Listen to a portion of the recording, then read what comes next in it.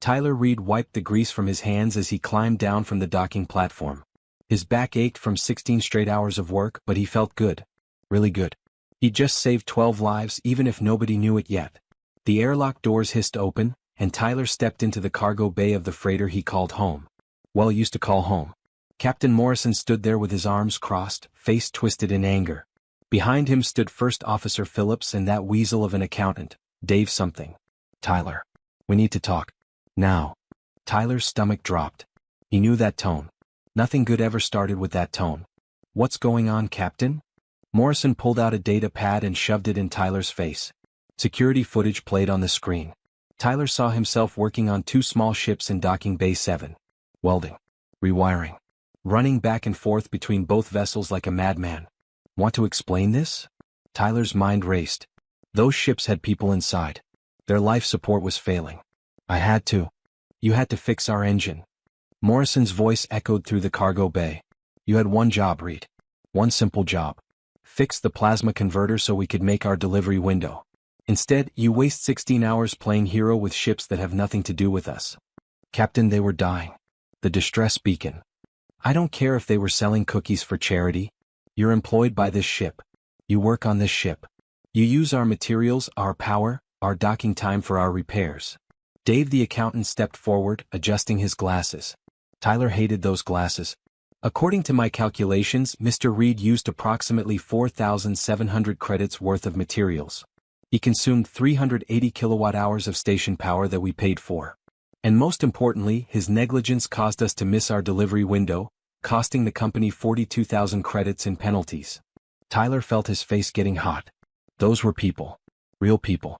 There were kids on one of those ships. Morrison held up his hand. Save it. I've heard enough. Phillips, bring me a standard termination form. The words hit Tyler like a punch to the gut. You're firing me? What did you think was going to happen? You cost this company nearly 50,000 credits. You violated your employment contract. You worked on unauthorized vessels without permission. Hell, we don't even know who those ships belong to. Could have been pirates for all you knew. They weren't pirates. They were. I don't care. Morrison's face was red now. You're done, Reed. Effective immediately. Phillips will escort you to your quarters. You have 1 hour to pack your personal belongings. Anything that belongs to the ship stays on the ship. That includes all tools, all technical manuals, and all data files. Tyler looked around the cargo bay. He'd worked on this ship for 2 years. 2 long years of keeping this rust bucket flying. He'd fixed things the previous engineer said were unfixable. He'd pulled off miracles with duct tape and spare parts. And now, what about my pay? Dave smirked. Actually smirked. Your final paycheck will be adjusted to cover the cost of materials you used. After deductions you're owed, let's see, 247 credits. 2 years of backbreaking work. 247 credits. And transportation? Tyler asked quietly. Morrison pulled a data chip from his pocket and tossed it at Tyler's feet. There's a shuttle voucher on there. One-way trip to Outpost 9. That's the nearest inhabited station. Should get you there in about 3 weeks. Tyler picked up the chip slowly. 3 weeks on an automated cargo shuttle. Alone. With 247 credits to his name. He looked at the crew gathered in the cargo bay.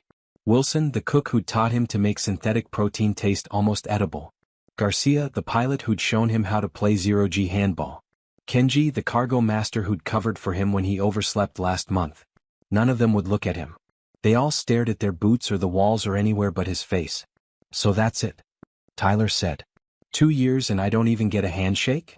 Morrison's expression didn't change. You did this to yourself, Reed. Actions have consequences.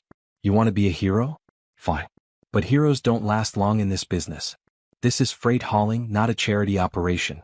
The faster you learn that, the better off you'll be. Phillips touched Tyler's shoulder. Come on. Let's get your stuff. Tyler walked through the ship one last time. Past the engine room where he'd spent countless hours. Past the mess hall where he'd shared meals and stories. Past the observation deck where he'd watched stars streak by during faster-than-light jumps. His quarters were small. Barely bigger than a closet. But they'd been his. He threw his clothes into a duffel bag. A photo of his mom. His grandfather's old wrench, the one tool that was actually his and not the company's. A book on advanced propulsion systems. That was it. That was everything he owned. The shuttle was waiting in docking bay 3. Small. Cold. Automated. No pilot, no crew, no human contact for 3 weeks. Tyler stepped inside and strapped into the uncomfortable seat. Through the small window he could see the freighter. The ship he'd kept alive through 3 different system failures. The ship that was now leaving him behind. The shuttle's computer voice announced departure in its flat, emotionless tone. Departure in 60 seconds. Destination, Outpost 9. Estimated travel time, 21 days, 14 hours. As the shuttle pulled away, Tyler watched the freighter grow smaller. He thought about those 2 ships he'd repaired.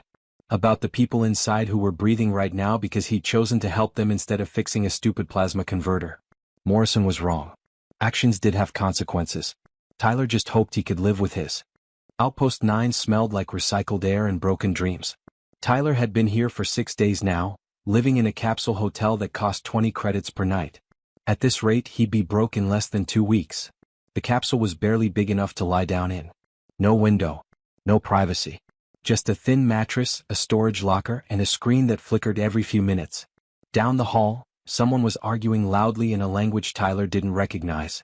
Above him, footsteps thudded constantly. He hadn't slept properly since he arrived. Every morning, Tyler went to the station's employment office. Every morning, the same board clerk told him the same thing. Sorry, nothing today. Check back tomorrow. He'd applied to 43 positions in 6 days. Cargo loader. Maintenance tech. Even janitor jobs. Every single one rejected him once they ran his background check and saw the termination on his record. The words unauthorized use of company resources might as well have been a skull and crossbones tattoo on his forehead. On the 7th day, Tyler was sitting in the station's food court, staring at a bowl of the cheapest synthetic noodles money could buy. 5 credits. He had maybe 30 meals left before he'd be completely broke. Then what? Sleep in the maintenance tunnels? Beg for scraps? He was trying to figure out which job applications to delete and rewrite when 2 shadows fell across his table. Tyler looked up. 2 figures stood there, tall and slim, wearing clothes that probably cost more than Tyler had made in his entire life. Their skin had a slight shimmer to it, like oil on water, and their eyes were larger than human eyes, solid black with no visible pupils. Volani. One of the richest species in the known galaxy. Tyler had never met one in person before. Never expected to, honestly. They didn't exactly hang around places like Outpost 9. Tyler Reed. The taller one spoke with a slight accent, musical and precise. Tyler's hand froze halfway to his noodles. Oh, yeah, that's me. Can I help you? May we sit? Tyler nodded, too confused to do anything else. The 2 Volani folded themselves into the cheap plastic chairs with surprising grace. Up close, Tyler could see intricate patterns in their clothing that seemed to shift and move. The shorter one pulled out a data pad. Mr. Reed, we have some questions about your recent activities at Station Marker 7. Tyler's stomach clenched. Oh God. Were they here to sue him too? Did those ships belong to the Volani? Was he about to get hit with some massive lawsuit that would follow him for the rest of his life? I can explain. I know I shouldn't have. The taller Volani held up a hand. Please. Let me finish. 6 days ago you repaired 2 vessels. Registry numbers VK443 and VK444. Is this correct? Yes, but I swear I didn't know who they belonged to. I just heard the distress signal and... Those vessels, the Volani continued, were carrying Ambassador Kretha's family. His wife, his 2 children, and 8 security personnel. They had been attacked by raiders. Their life support systems were failing. Internal temperatures had dropped to 4 degrees Celsius. Another 3 hours and everyone aboard would have died from hypothermia. Tyler's mouth went dry. I didn't know they were ambassadors. I just saw people who needed help. The shorter Volani leaned forward. You spent 16 hours repairing both vessels. You worked without rest. You used materials from your own ship's supplies. You bypassed 3 different safety protocols to get their heating systems online faster. Why? Why? Tyler blinked. Because they were dying. What was I supposed to do? Just walk away? The 2 Volani exchanged a glance. Something passed between them, some communication Tyler couldn't read. The taller one turned back to him. Most species would have reported the distress signal to station authorities and moved on. Station security would have found the vessels approximately 9 hours later. Far too late. I didn't really think about it, Tyler admitted. I just heard the beacon on the old emergency frequency and went to check it out. When I saw the state they were in, I don't know. I just started working. The old emergency frequency. The shorter Villani tilted their head. That channel has been officially deprecated for 17 years. Most ships no longer monitor it. Tyler shrugged. Yeah, well, I'm old-fashioned. My grandfather taught me to always keep an ear on the old channels. He said you never know who might still be using them. The taller Villani nodded slowly. Your grandfather was wise. That obsolete frequency saved 12 lives. There was a pause. Tyler picked up his chopsticks, then put them down again. His hands were shaking slightly. So, are you here to thank me? Or sue me? Because honestly at this point, I'm not sure which would be worse. The Villani actually smiled at that. At least Tyler thought it was a smile. Their mouths curved upward in a way that seemed friendly. Neither, the taller one said. We are here to offer you employment. Tyler nearly knocked over his noodles. What? The shorter Villani pulled up something on their data pad and turned it to face Tyler. Numbers scrolled across the screen. Contract terms. Salary figures. Tyler's eyes went wide. That's more than I made in 10 years on the freighter. Ambassador Kreth is personally requesting your service as chief engineer aboard his flagship, the Celestial Dawn. The position includes full benefits, private quarters, and a signing bonus of 50,000 credits. Tyler couldn't breathe. This had to be a joke. Some kind of cruel prank. People like him didn't get offers like this. I don't understand. Why me? You could hire anyone. Someone with actual credentials. I'm just a freight hauler who got fired for saving lives, the taller Villani interrupted. For acting without hesitation when others would have calculated the cost. For possessing skills and instincts that cannot be taught in any academy. The shorter one stood up. Ambassador Kretha's wife told us what she remembers. She said you barely spoke the entire time. You simply worked. Focused. Determined. When her daughter asked if they would be okay, you stopped for exactly 15 seconds, smiled at the child and said, I promise. Then you went back to work. 4 hours later, their heating was restored. 8 hours after that, their engines were operational. 12 hours after that, both ships were fully functional. Tyler remembered that little girl. Couldn't have been more than 6 years old, wrapped in emergency blankets, lips turning blue from the cold. Yeah. He'd promised her. And he'd meant it. The Villani honor debts, the taller one said quietly. You saved Ambassador Kretha's family. This creates an obligation. But more than that, you have demonstrated qualities we value. Competence, quick thinking, and compassion. These are rare in combination. Tyler looked down at his cheap synthetic noodles. At his battered duffel bag sitting beside his chair. At his data pad showing 43 job rejections. Then he looked up at two of the most powerful beings he'd ever met, sitting in a grimy food court on a nowhere station, offering him a future he'd never dared to imagine. When do I start? The Villani smiled again. Immediately. We have a shuttle waiting in docking bay 12. If you accept, we depart within the hour. Tyler stood up, legs shaking slightly. He grabbed his duffel bag and left the noodles sitting on the table. Let's go. As they walked through the station, Tyler caught a glimpse of his reflection in a shop window. Same greasy hair. Same worn-out jacket. Same tired eyes. But something was different now. 6 days ago he'd been fired for doing the right thing. Today that same decision was changing his entire life. Sometimes Tyler thought the universe has a weird sense of justice. The Celestial Dawn was the most beautiful thing Tyler had ever seen. Sleek curves of polished metal caught the light from nearby stars, making the whole ship seem to glow. It was easily 5 times the size of the freighter he'd worked on, and every surface looked like it had been crafted by artists instead of engineers. His quarters alone were bigger than the entire crew bunk area on his old ship. A real bed, not a fold-down rack. A desk. A private bathroom with actual water shower, not just sonic cleaning. And a window. A massive window that looked out into space.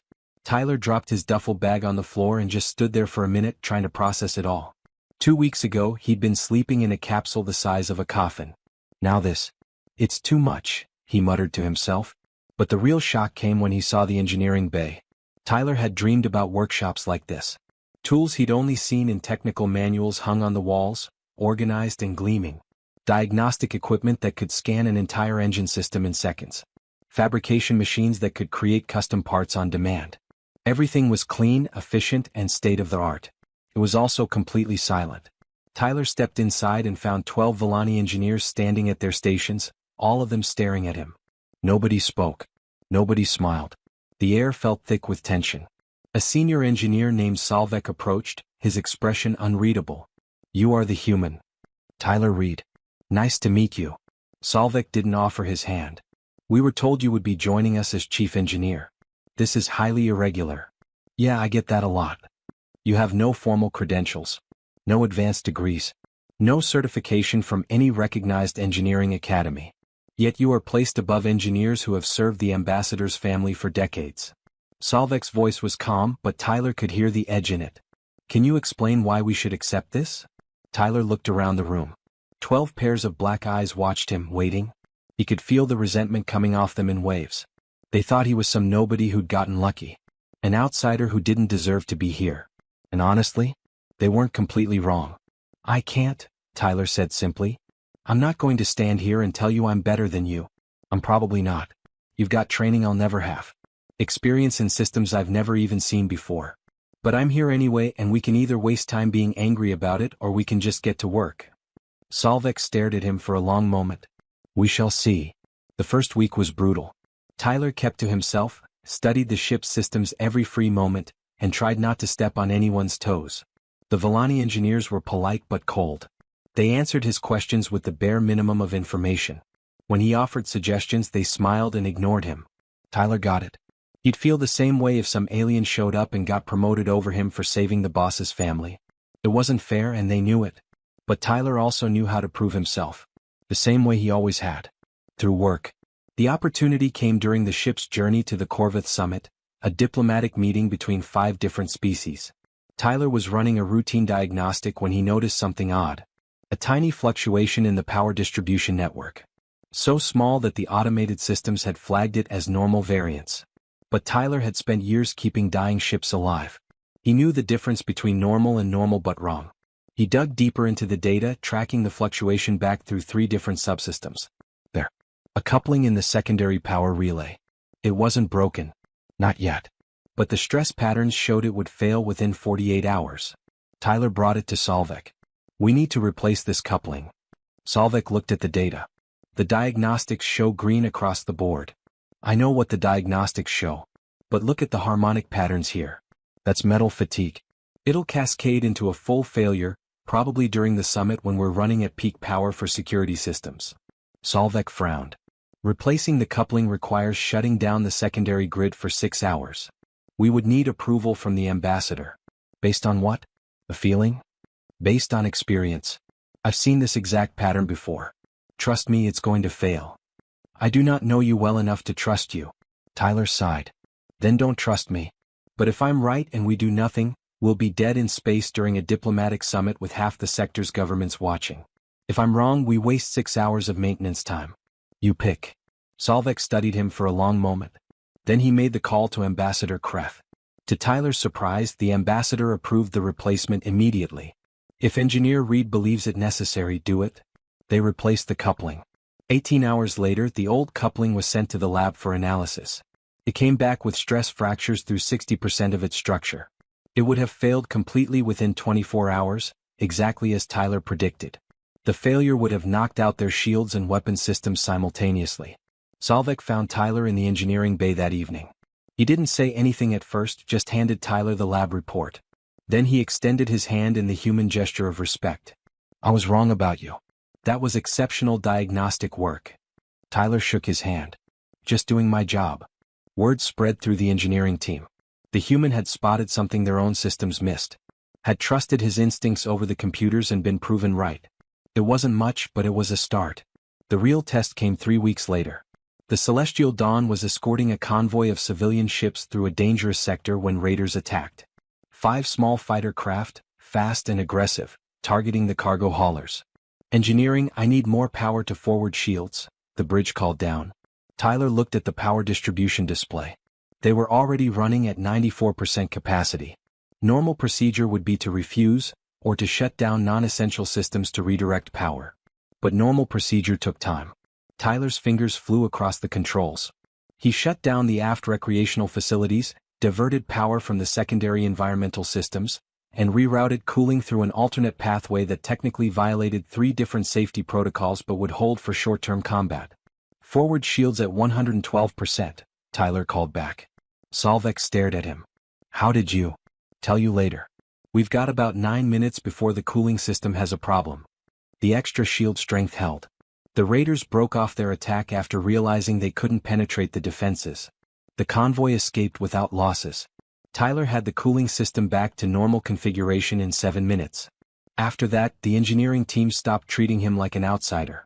They started asking his opinion, including him in their planning sessions, teaching him Villani engineering principles while learning from his unconventional human approaches.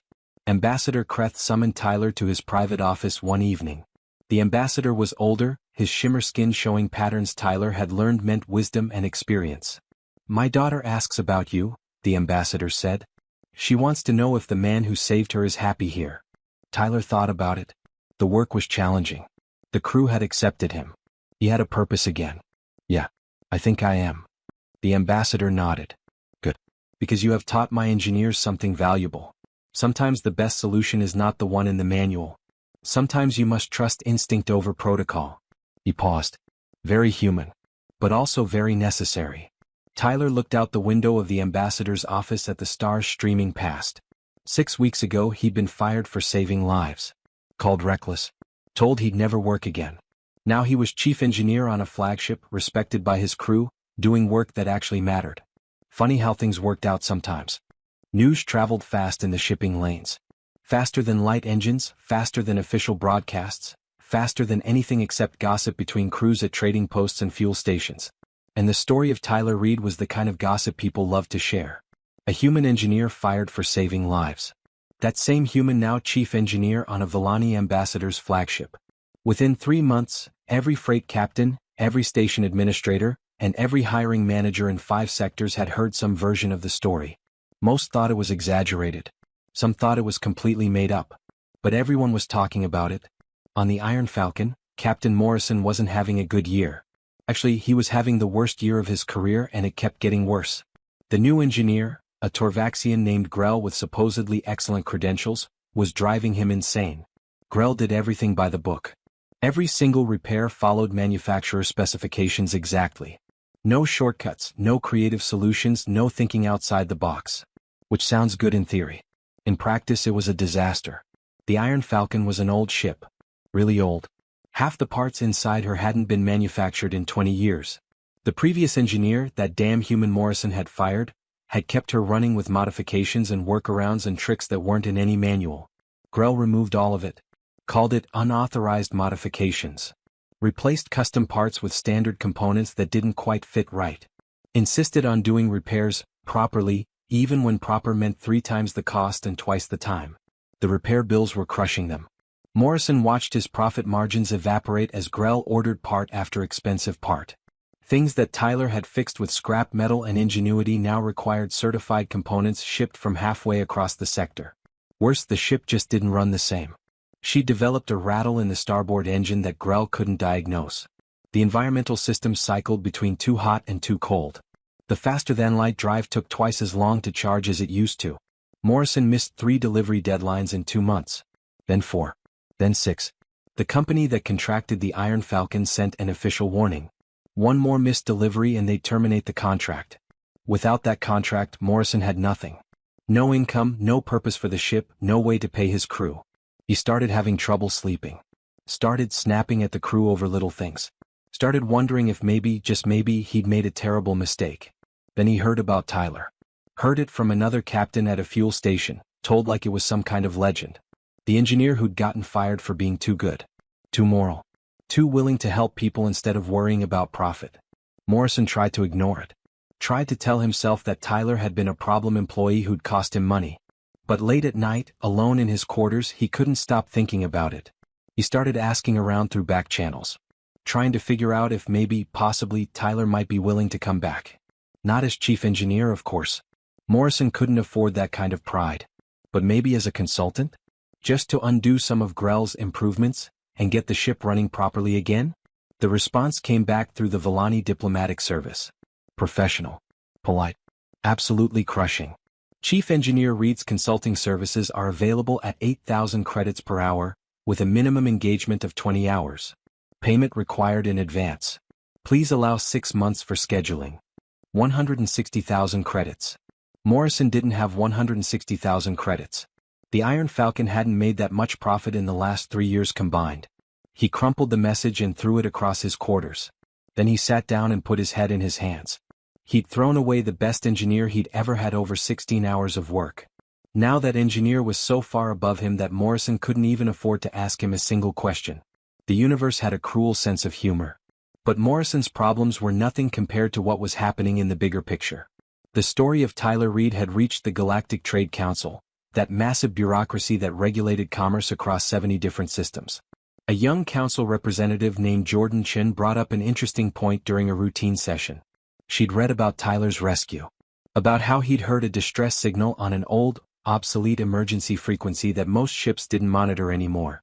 "How many ships are we losing?" she asked the council, "because they're broadcasting on frequencies nobody's listening to anymore?" The question hung in the air. Nobody had an answer. So they researched it. The results were disturbing. In the last 5 years, 47 ships had gone missing without explanation. No debris fields. No final transmissions. Just gone. Investigations had concluded most were probably destroyed by equipment failure or pirate attacks. But what if some of them had been sending distress signals? What if they'd been calling for help on channels that had been deprecated, abandoned, considered obsolete? What if they died because nobody was listening? Jordan pushed for a proposal. Start monitoring the old frequencies again. All of them. Every deprecated channel, every obsolete protocol, every abandoned emergency band. Set up automated listening stations throughout the trade routes. The cost estimate came back at 12 million credits for the first year. The council hesitated. 12 million was a lot of money for something that might not save anyone. Then Ambassador Kreth spoke up. He told the story of his family. Of his wife and children growing colder by the hour, their distress signal screaming into the void on a frequency nobody monitored. Of a human engineer who still listened to the old channels because his grandfather had taught him it was the right thing to do. 12 million credits, the ambassador said quietly, is less than the value of a single life. And we have already lost 47 ships. How many lives is that? 500? 1,000? And we are debating whether we can afford to prevent more deaths. The proposal passed unanimously. Within 6 months, 300 listening stations were operational across the major trade routes. They monitored everything. New frequencies, old frequencies, encrypted channels, open broadcasts, even formats that hadn't been used in 50 years. And they started finding people. The first save came 2 weeks after the system went live. A colony ship broadcasting on a 70-year-old emergency protocol. Engine failure. Life support failing. They'd been calling for help for 3 days, convinced they were going to die. The listening station picked up their signal. Rescue ships arrived in 4 hours. All 230 colonists survived. Then a research vessel. Then a passenger liner. Then a freight hauler remarkably similar to the Iron Falcon, their captain weeping with relief when rescue finally came. In the first 3 months, 11 ships were saved. 147 lives pulled back from the edge of death. All because someone had decided that listening was worth the cost. News reports started crediting Tyler Reed, the engineer who changed everything. How one act of compassion saved hundreds. The stories were exaggerated, dramatized, turned into entertainment. But the core truth remained. Tyler had done the right thing. He'd been punished for it. And somehow, impossibly, that punishment had turned into something bigger than anyone had imagined. 6 months after his firing, Tyler received a message from the Trade Council. They wanted to honor him at a ceremony. Wanted to present him with a medal for innovation and humanitarian service. Tyler declined. He didn't want a medal. He just wanted to do his job. But he did ask for one thing. He asked that they name the monitoring network after his grandfather. The old man who taught him to always listen even when nobody else was. The council agreed. The Hansen Monitoring Network went live with full funding for the next 10 years. Tyler's grandfather had been dead for 15 years. But his lessons were still saving lives across the galaxy. And somewhere on a struggling freighter, Captain Morrison stared at news reports about the engineer he'd fired, watching the man receive honors Morrison could never have imagined. He'd had that engineer, that talent, that moral compass, and he'd thrown it all away for a missed delivery deadline. The regret tasted worse than anything Morrison had ever experienced. 2 years after being fired, Tyler Reed stood in an observation deck he'd helped design, watching construction crews put the finishing touches on something he never could have imagined. The Hansen Institute of Engineering. Named after his grandfather, funded by the Villani Council and 3 other major governments, built on the principle that good engineering wasn't just about following rules. It was about knowing when to break them. Tyler wasn't alone in the observation deck. Beside him stood Solveig, who'd become more than just a colleague. Somewhere along the way they'd become genuine friends. "You should be proud," Solveig said. "This place will train thousands of engineers. Your influence will echo for generations." Tyler shrugged uncomfortably. He'd never been good with praise. "I just fixed some ships. Other people did all this." "You saved lives. That is what started everything else." The institute was massive. Classrooms, workshops, simulation labs, dormitories. It would accept students from any species, any background. Rich or poor, formally educated or self-taught. The only requirement was passion and aptitude.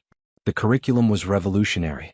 Half traditional engineering theory, half practical problem-solving. Students would learn Villani precision and human improvisation. They'd study by-the-book repairs and creative workarounds. They'd be taught that rules existed for good reasons, but sometimes good reasons existed to break rules.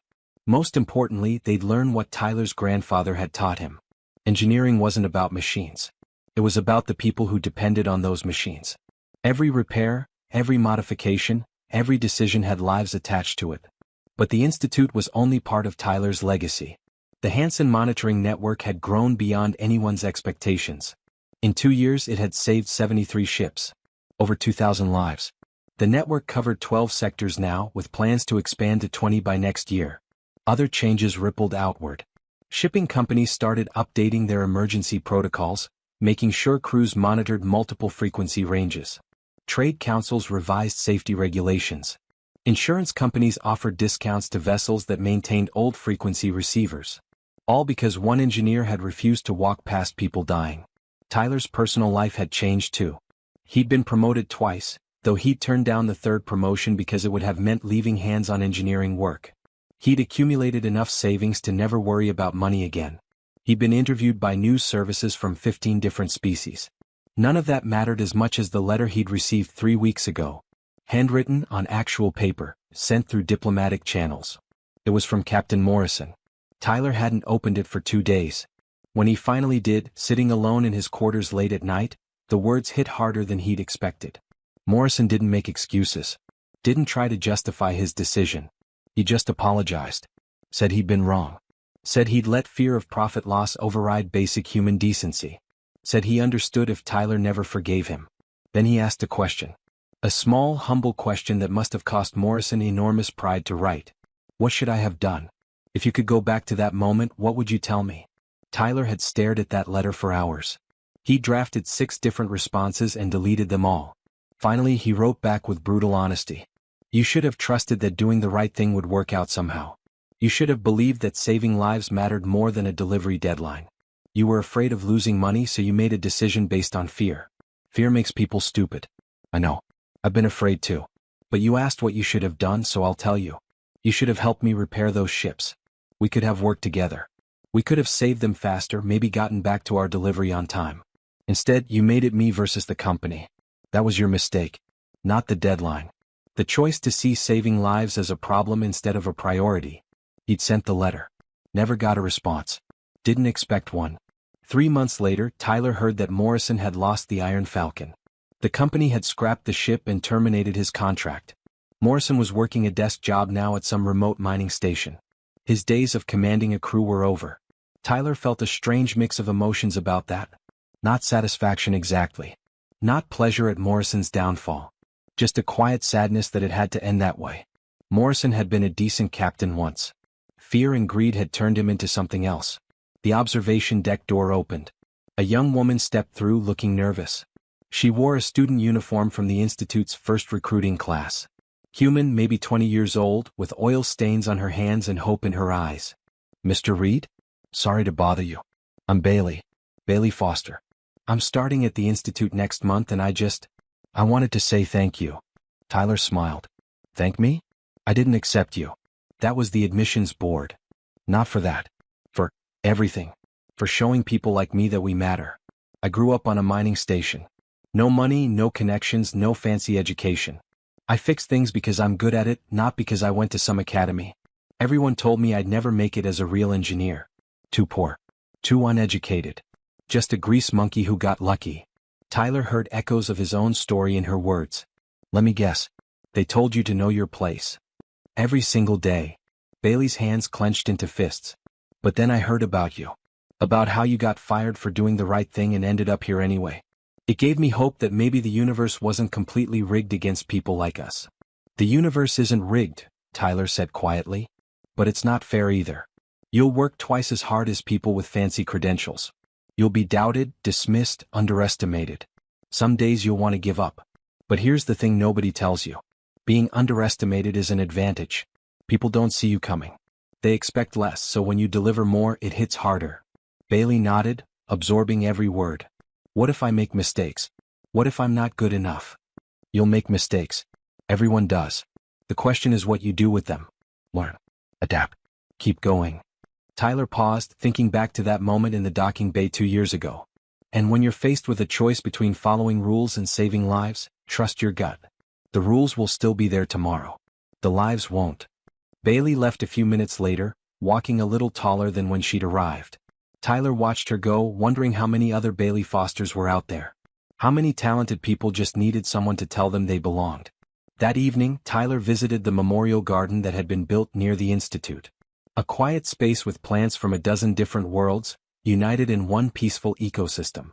At the center stood a monument. Simple black stone with names carved into it. The 73 ships saved by the Hansen Monitoring Network. The first two names at the top were VK-443 and VK-444. Tyler ran his fingers over the engraving. He thought about the little girl on that ship. She'd be 8 now. Growing up because her mother and father hadn't frozen to death in the void. Living a life she never would have had. Multiply that by 2,000.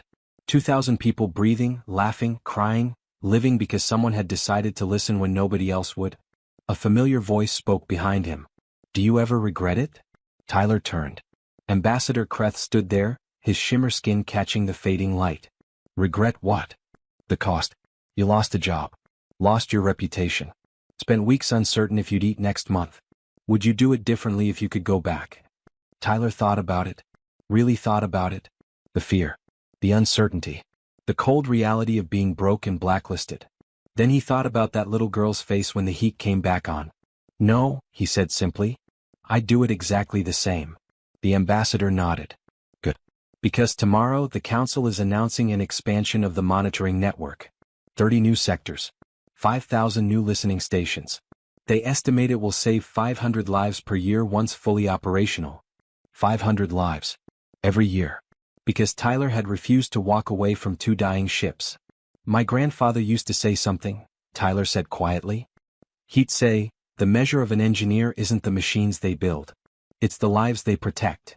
I didn't really understand it until I was floating toward Outpost 9 with nothing but a duffel bag and some broken dreams. And now? Tyler looked up at the stars appearing in the darkening sky. Now I understand that getting fired was the best thing that ever happened to me. Not because I got this job. Not because of the Institute or the monitoring network or any of it. But because it taught me something important. Doing the right thing has consequences. Sometimes those consequences hurt. But living with yourself after doing the wrong thing? That hurts worse. The ambassador smiled. Very human wisdom. Maybe. Or maybe just common sense that somewhere along the way we all forgot. They stood together in the memorial garden as the stars came out, 2 beings from different worlds united by a simple truth. Sometimes the most important thing an engineer can build isn't a machine at all. Sometimes it's just the courage to listen when someone calls for help.